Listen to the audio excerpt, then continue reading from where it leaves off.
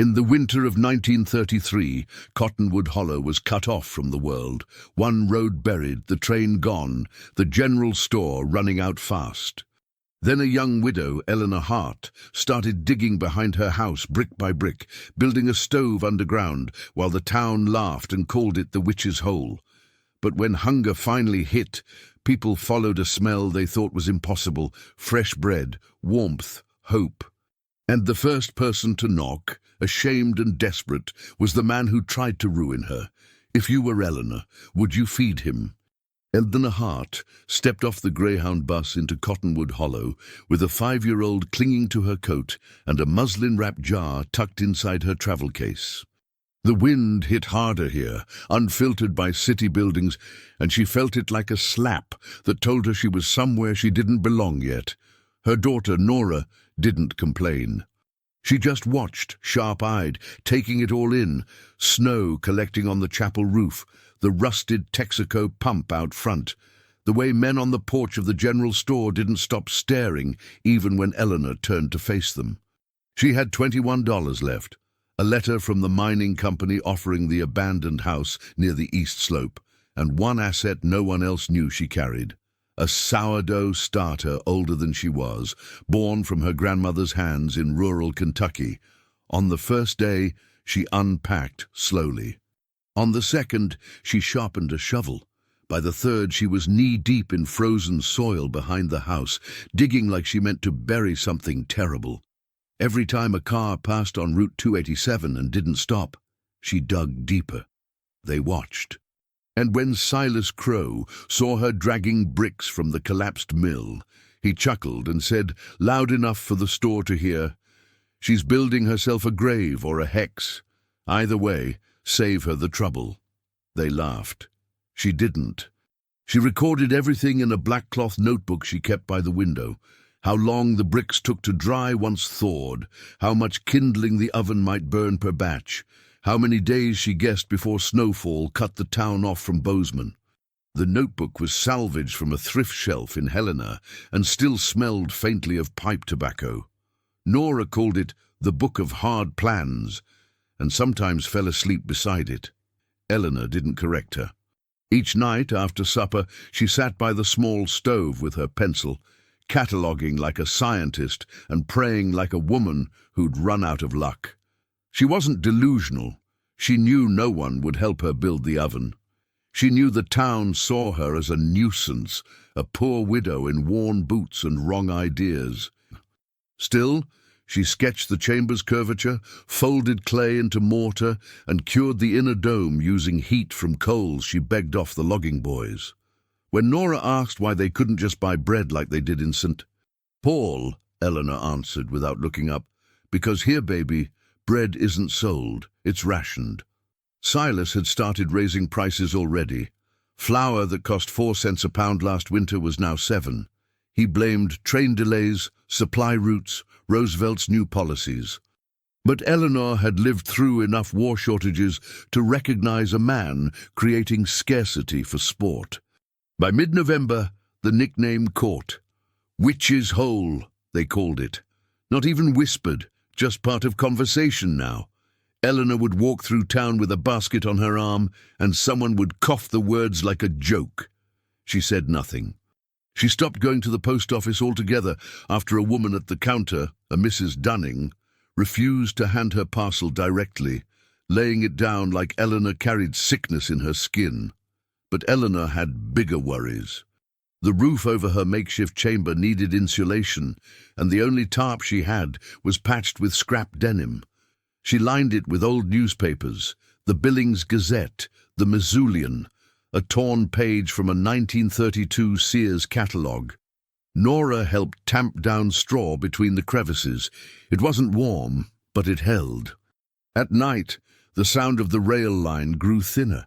She could tell from the way the ground no longer trembled that the trains were fewer now. On December the 1st, a man named Clifton brought news. The pass had closed due to snowdrifts near Big Timber. The rails were likely done for the season. Eleanor thanked him with a biscuit and wrote a single word in the notebook that night, all in caps: isolated.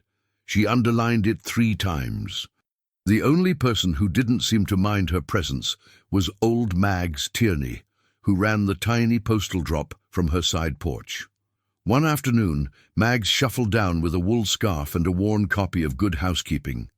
She didn't knock, just called out, "The mail don't deliver itself, you know," then added, "Whoop, but I don't mind bringing it for the kid." Eleanor opened the door and let her in. Over bitter tea, Mags didn't ask about the hole, just eyed Nora and said, "Looks like she's got some of your grit. That'll help later." Before she left, Mags paused by the back window, looking down toward the slope where Eleanor's project now resembled an odd, domed root cellar. "I seen things like that in Sicily once," she muttered. "Kept families alive through a siege." Eleanor didn't reply, but when she packed Mags a loaf a week later, she used the good flour and tied it with twine. She didn't sign her name, but she didn't have to. Mags left a jar of gooseberry preserves 2 days later. It was the first exchange Eleanor had with anyone that felt like kindness, not pity. Still, most of Cottonwood Hollow kept their distance. Silas saw to that. He'd begun telling customers the smell of earth bread could sour your gut, that it wasn't sanitary. He even posted a small sign near the register at Crow & Sons Mercantile. "We only sell certified provisions." No one questioned what that meant. By December 12th, his shelves were half empty, and he started locking the salt tins. Eleanor noticed a shift, not in his behavior, but in the eyes of those leaving his shop. Less smug, more unsure. One morning, while checking the yeast's health in her starter, Nora asked if the snow would bury the road like a secret. Eleanor paused before answering. Maybe it already has. That night, she went to bed with her boots on. The next morning, snow covered the porch rail up to the second slat. A man from town, Eugene Taylor, tried to ride out to the ranger station but turned back after only 3 miles. The horse had cut its leg on a hidden wire fence, and no one could find the vet. In her journal, Eleanor didn't write anything new. She just traced a thick black line across the page, the way her father once did when a crop failed and there were no words left to make sense of it. On December 16th, the last train whistled past town and didn't stop. It was headed south toward Yellowstone County, carrying lumber and canned fruit, none of it for them. Nora ran to the window at the sound, clutching her favorite rag doll. But the blur of iron was gone in seconds. "That's it?" she asked. "That's the last one?" Eleanor didn't answer. She just knelt by the woodpile, counting the split logs again, knowing they wouldn't last to January. In the distance, the white sky pressed down like a lid. At the Mercantile, Silas posted a new notice. "Limited goods available. Priority to families with minors employed at Blacktail Ridge." Eleanor stared at the sign for a full minute before turning away. They weren't a mining family. They weren't any kind of family the town recognized. As she walked back down Main Street, the wind pushing against her back, she felt something settle in her chest. Not fear, exactly, but confirmation. This town wasn't going to save her. That meant she had to finish the oven, not just for warmth, not even just for bread, but because when the silence came, as it always did, something had to be there to break it. By the 3rd week of December, the storm had stopped being weather and become a wall. No one said it aloud, but everyone knew. Cottonwood Hollow was no longer connected to the rest of Montana. The southbound freight that once rumbled through twice a week had vanished. The Burlington station at Big Timber had closed with a single chalked message, "No further departures." Eleanor saw it herself, posted days before the last snowfall trapped them all in a muffled kind of stillness. At Crow & Sons Mercantile, shelves sat bare save for some molasses tins and boxes of cracked wheat. Silas had begun pricing essentials by weight, scooping flour onto the scale with calculated slowness, each ounce rationed like he was feeding ghosts. A woman named Evelyn Beck came in, hoping to trade her late husband's overcoat for a tin of shortening. Silas tapped the side of the scale and said, "Wool's warm, but it don't cook," then turned his back before she could cry.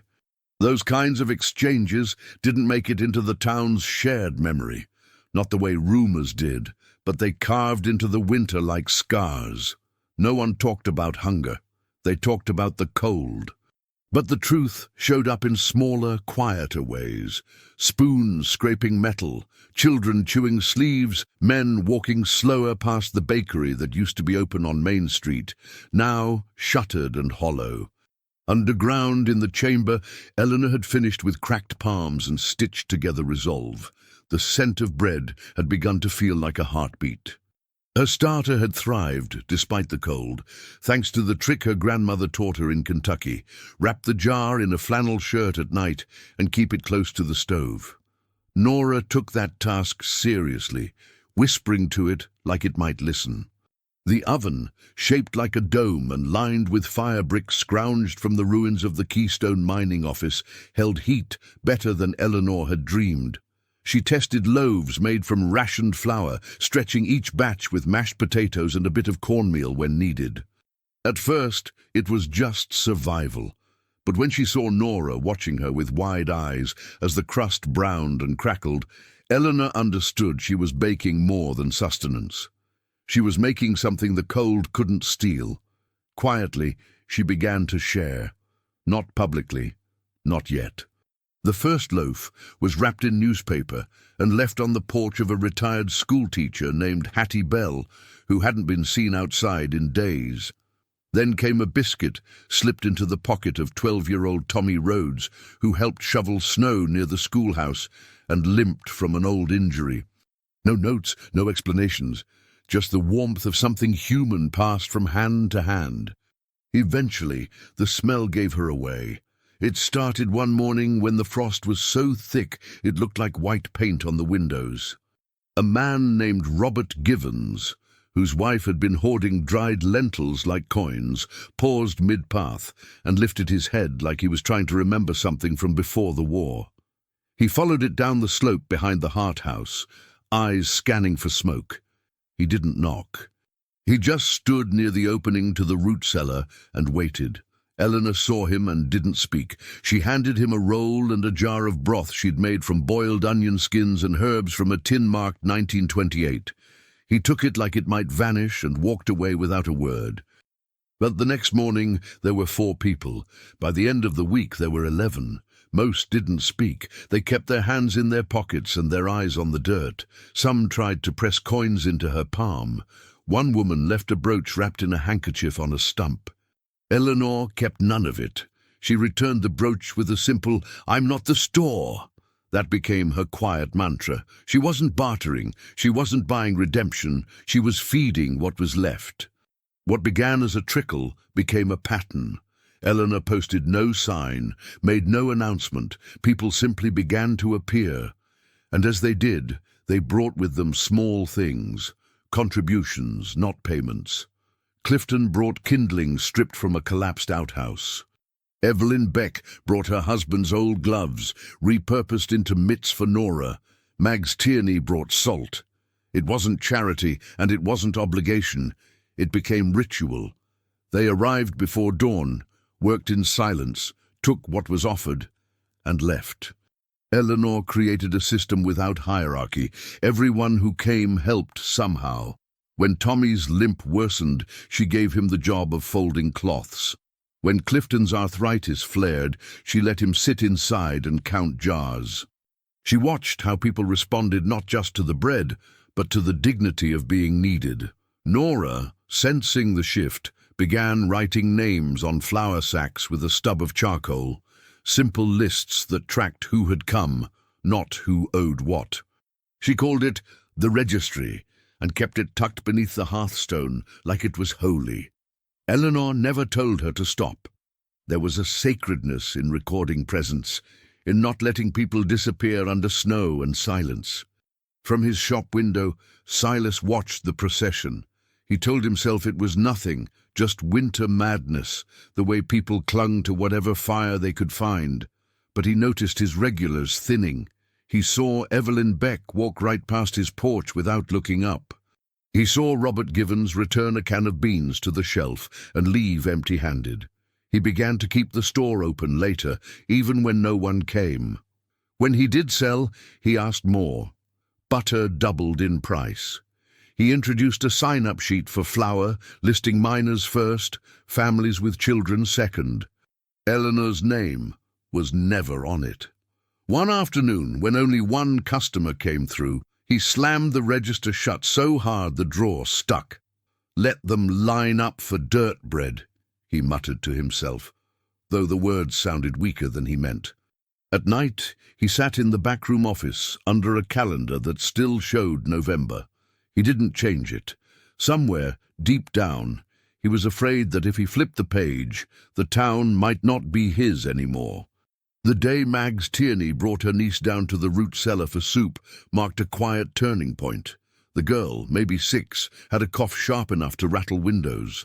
Eleanor sat her close to the oven, ladled broth with a hand steadier than it had any right to be, and offered the child a slice of rye with honey Eleanor had bartered months ago for sewing a hem. The girl licked the crust before biting. Mags watched without speaking, then rested a hand on Eleanor's arm. "We'll remember this," she said, not in a grateful tone, in a way that felt like a promise. Eleanor didn't reply. She looked toward the shelves lined with jars, her eyes settling on the ledger where Nora kept names, and nodded once. That night, the line was longer. People no longer looked away from each other. They passed firewood between them. One man brought a kettle and said, "Leave this here. I'll take it back in spring." Eleanor didn't cry, not then. But she allowed herself a moment to rest her head against the cool stone of the chamber wall and close her eyes. Outside, the wind howled and scattered snow. But below, underground, something else was rising. Something warm. Something that could not be silenced by cold or pride or even the lies of men who thought they owned the town. In that space, bread was not a product. It was proof that people, if allowed, could return to one another. Silas Crowe came down the embankment at a pace that surprised no one who knew him. Slow, careful, stripped of the confidence that once filled his shoulders. He carried the leather-bound ledger under one arm. The same book that had lived for years beneath the counter at Crowe and Sons Mercantile, its pages dense with names, figures, and quiet judgments. When he reached the entrance to Eleanor's underground bakery, he stopped, cleared his throat, and waited. Eleanor did not rush him. She wiped her hands on her apron, nodded once, and stepped aside to let him in. The people already inside, Clifton, Mags, 2 miners' wives, went silent, pretending not to watch. Silas could not meet Eleanor's eyes for more than a second. "I lied," he said finally, voice thin. "About the bread. About you." He swallowed and forced the words out. "I raised prices because I could. I scared people because it kept them close." He held out the ledger as if it weighed more than it did. "I don't have much left that's worth anything, but this is what I used to hurt people." He paused, shame burning through the space. "I'm hungry," he added quieter, "and I don't expect kindness." Eleanor did not answer right away. She took a loaf from the cooling rack, split it, steam rising faintly, and pressed it into his hands. The warmth made his fingers shake. Silas sat down hard on a crate and cried once, sharp and uncontrolled, the sound of a man who had mistaken power for safety and learned too late what it cost. Word spread without ceremony after that. Not about Silas's tears, no one spoke of those, but about the fact that Eleanor had fed him. That one choice settled something in Cottonwood Hollow more firmly than any speech could have. Over the next few days, Silas came back, not to ask for bread, but to work. He brought an axe from the back room of the Mercantile and split wood until his hands blistered. He carried water from the pump near the old schoolhouse, slipping once and laughing at himself in a way no one had heard before. When Eleanor found the ledger again, its spine cracked, its pages torn free, and fed into the oven one by one, she did not stop him. He watched the names burn, his own handwriting curling into ash. I thought if I kept track of what people owed, I'd never be the one begging, he said to her without looking up. She replied evenly, "Keeping count isn't the same as keeping people." He nodded, accepting the truth without argument. One afternoon, he asked, almost embarrassed, "If you don't mind, could you show me how you know when the dough's ready?" Eleanor handed him the bowl. "Feel it," she said. "It tells you." His hands hovered, uncertain, then pressed in. Something shifted in his face, as if he'd been waiting years to touch something honest. It was near the end of January, when the snow began to recede in uneven patches, that they found the boy. He was sitting near the rail line south of town, close to where the last freight had passed weeks earlier, wrapped in a man's coat far too large for him. A pair of frozen biscuits sat beside him, hard as stone. He did not cry when they approached. He did not speak at all. Clifton lifted him easily, surprised by how light he was, and brought him down to Eleanor's place without asking permission, because by then no one needed to. Inside the bakery, the boy sat near the oven and accepted a bowl of stew, eating with deliberate slowness, as if each bite required proof that another would follow. Eleanor watched him from across the room, noting the way he kept one hand clenched in the fabric of the coat. When Nora offered him bread, he hesitated, then nodded once. Later, Eleanor learned his name was Samuel. His parents had tried to reach Livingston before the storm closed the pass. They never made it. No one asked where he would go next.